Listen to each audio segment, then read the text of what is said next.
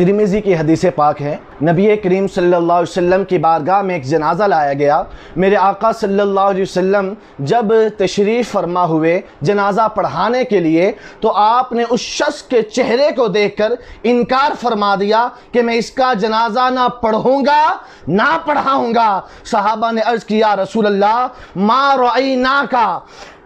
ترکت الصلاۃ علی احد قبل ھذا، یا رسول اللہ ہم نے اس سے قبل کبھی آپ کو نہیں دیکھا کہ آپ نے کسی کلمہ گو کا جنازہ پڑھانے سے انکار کیا ہو۔ کیا وجہ ہے کہ آپ نے اس کا جنازہ پڑھنے سے انکار کر دیا؟ میرے آقا صلی اللہ علیہ وسلم نے ارشاد فرمایا کہ میں اس کا جنازہ کیسے پڑھوں؟ انہ کان یبغض عثمان فابغضہ اللہ، کہ یہ شخص عثمان بن عفان سے بغض رکھتا تھا، اللہ تعالیٰ اس سے بغض رکھتا ہے۔ میرے محترم سامعین کرام، معلوم ہوا کہ جو شخص کلمہ گو ہو کر بھی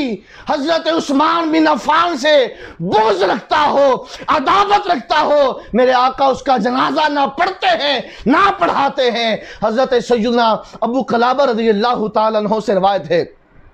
کہتے ہیں میں نے مصر میں ایک شخص کو دیکھا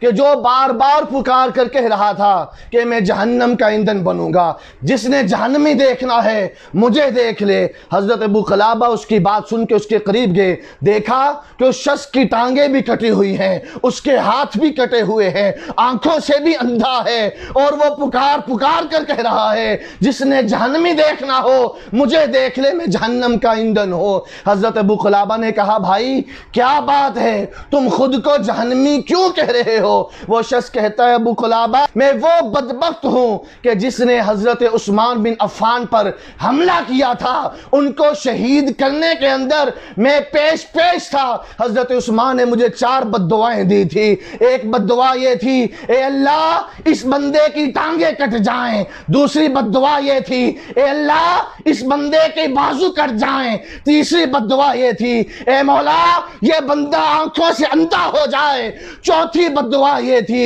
اے اللہ اس کو جہنم کا ایندھن بنا دینا۔ اے ابو قلابہ دیکھ پہلی بددعا بھی قبول ہوئی، میری ٹانگیں نہیں ہیں، دیکھو دوسری بددعا بھی قبول ہوئی، میرے ہاتھ نہیں ہیں، دیکھو تیسری بددعا بھی قبول ہوئی، میری آنکھیں نہیں ہیں، اب چوتھی بددعا رہ گئی، وہ یہ ہے کہ جہنم کا ایندھن بنے۔ ابو قلابہ میں جہنم کا ایندھن بننے والا ہو۔ محترم سامعین کرام، معلوم ہوا جو صحابہ کرام کا گستاخ ہو وہ دنیا میں بھی ذلیل ہوتا ہے، آخرت میں بھی رسوا ہوتا ہے، کیونکہ میرے آقا صلی اللہ علیہ وسلم نے ارشاد فرمایا کہ جس نے میرے اصحاب میں سے کسی صحابی کی توہین کی، اللہ کی بھی اس پہ لعنت، اللہ کے رسول کی بھی اس پہ لعنت، اور تمام ملائکہ کی اس پر لعنت